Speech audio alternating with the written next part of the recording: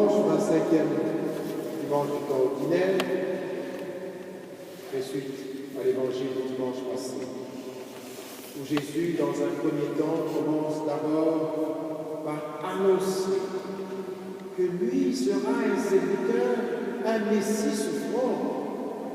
Il va souffrir, va mourir, et 3 jours après, il va ressusciter.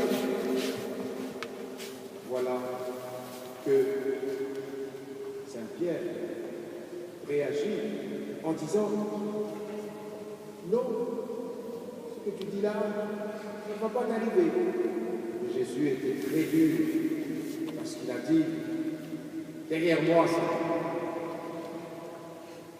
Mais aujourd'hui, Jésus veut maintenant enseigner. Il a annoncé, maintenant il veut enseigner. Et s'il veut enseigner, pour lui, l'annonce de sa mort et de sa résurrection fait partie de son enseignement, de sa vie. Voilà pourquoi il revient et il ne veut pas passer par la ville, par l'agglomération. Il veut être en privé avec ses apôtres parce qu'il veut avoir un moment privilégié avec eux. Mais qu'est-ce qu'on nous dit? Marc nous dit, pendant que Jésus enseignait qu'il devait mourir, les disciples, ils étaient déconnectés. Eux, ils étaient occupés à autre chose. D'abord, ils se sont rappelés que pour eux, un Messie souffrant, ils partagent un peu la pensée de Pierre.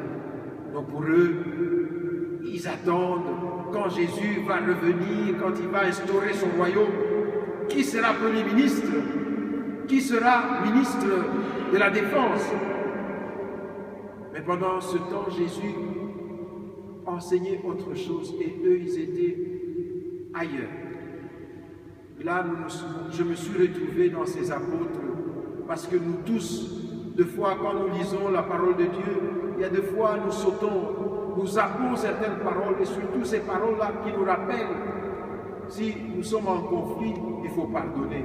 Si nous avons un ennemi, il faut aimer l'ennemi. Et souvent, ce sont ces paroles-là que nous aimons vraiment zapper parce que ça nous dérange. Et la parole de Jésus dérangeait les apôtres. Mais ils étaient... Qu'est-ce qu'ils faisaient? Eux, c'est de chercher quels sont les critères dans le royaume qui leur permettra de donner des titres. Qui sera le premier? Qui sera le second? Quels sont les critères? Mais ce qui est frappant, c'est que Jésus, quand il enseignait, et qu'il savait qu'on ne le suivait pas, qu'est-ce qu'il a fait? Il n'a pas grondé, il a continué à enseigner. Et quand il est arrivé à Capharnaüm, il les a rappelés pour dire, mais au fait, pendant que moi j'enseignais, vous étiez en train de discuter. Vous discutiez sur quoi? Qui a le courage de dire qu'on discutait sur quelqu'un qui est le premier? Parce que tous savaient déjà que Jésus, lui de condition divine, il aime bien la simplicité. Même quand il fait les miracles, il dit aux gens, n'en parlez pas. C'est vraiment le contraire. Et heureusement qu'il y a la deuxième lecture qui nous aide. Qu'est-ce qui nous pousse souvent? Ce sont les instincts. L'instinct de domination, l'instinct d'être le premier, d'être le chef, d'être le grand. Mais alors Jésus, il prend le temps pour enseigner encore une fois. Là, c'est dans la maison. Il leur dit, vous savez, dans le royaume, le premier parmi vous, il doit être le serviteur. Le premier, c'est le dernier. Ça nous rappelle un peu le jeudi saint, quand Jésus a lavé les pieds de ses apôtres. Ça nous rappelle les paroles, celui qui s'élève sera abaissé, celui qui s'abaisse sera élevé. Mais Jésus veut encore aller plus loin. Il dit, mais vous avez peut-être un regard tout autre, mais je vous demanderai de regarder autrement. Parce que vous, peut-être quand vous regardez dans l'assemblée, il y a quelqu'un, il a tel rang, il est fils d'eux et d'eux, vous avez un regard, vous l'accueillez autrement. Mais Jésus prend un enfant, il le met au milieu. Ce n'est pas un enfant comme on l'entend, un enfant, c'est l'innocence, oui, devenez comme des enfants pour le royaume de Dieu. Ici, il prend un enfant pour dire que dans vos milieux, l'enfant n'a pas de poids. Rappelez-vous, quand il a multiplié les pains, on a dit il y avait 5000 hommes, sans compter les femmes et les enfants. Dans la culture ou dans le milieu de Jésus, et aujourd'hui, si nous arrivons à une égalité entre hommes et femmes, c'est un combat des femmes. Dans l'Église, ce combat doit encore continuer à se mener parce qu'il y a encore beaucoup de combats à faire pour que la femme ait la place dans l'Église. Et aussi les enfants. Combien d'enfants ont été vraiment maltraités jusqu'au moment où il y a eu le droit de l'enfant. Donc d'une certaine façon, Jésus a pris un enfant, celui qui n'avait pas de droit, qui n'avait pas de respect. On peut même dire le nom enfant vient, celui qui n'a même pas de parole. Au milieu des adultes, un enfant peut avoir la parole. Oui, aujourd'hui, l'enfant est roi, mais du temps de Jésus, allez toi, tu n'as pas de parole. Et Jésus, quand il prend cet enfant, il le met au milieu, c'est pour dire que vous devez changer de regard. Celui qui n'a pas de valeur, c'est celui-là que vous devez accueillir.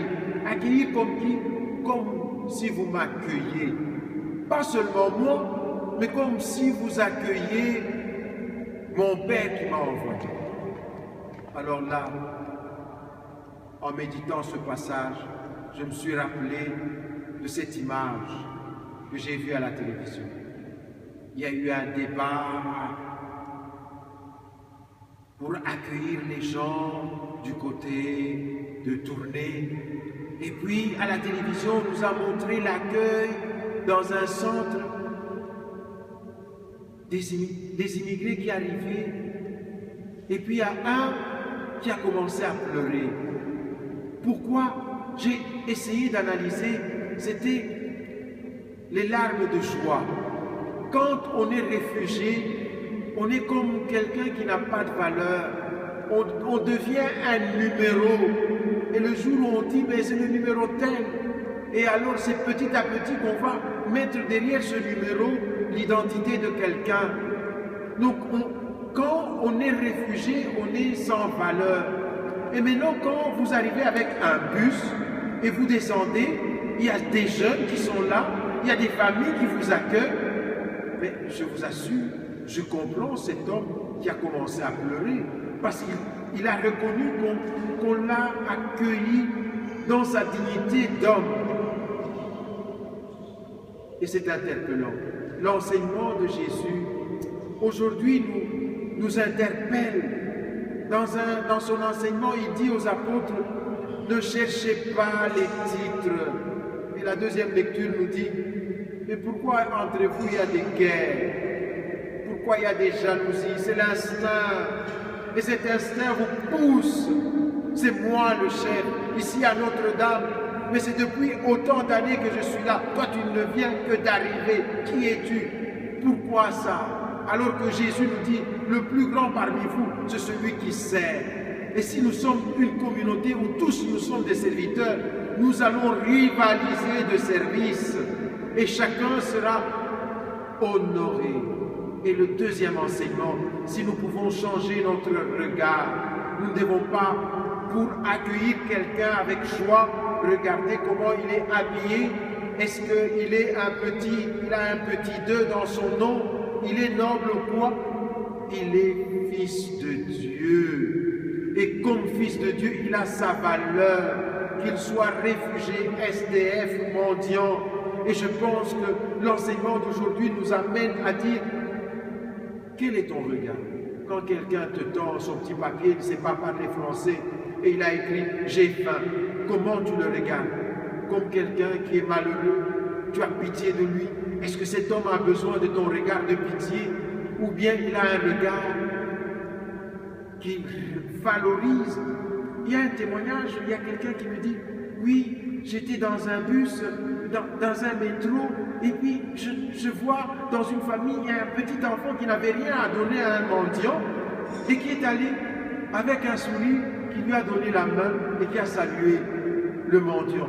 Mais ça m'a fait chaud au cœur. Je dis ça, c'est un très bon témoignage.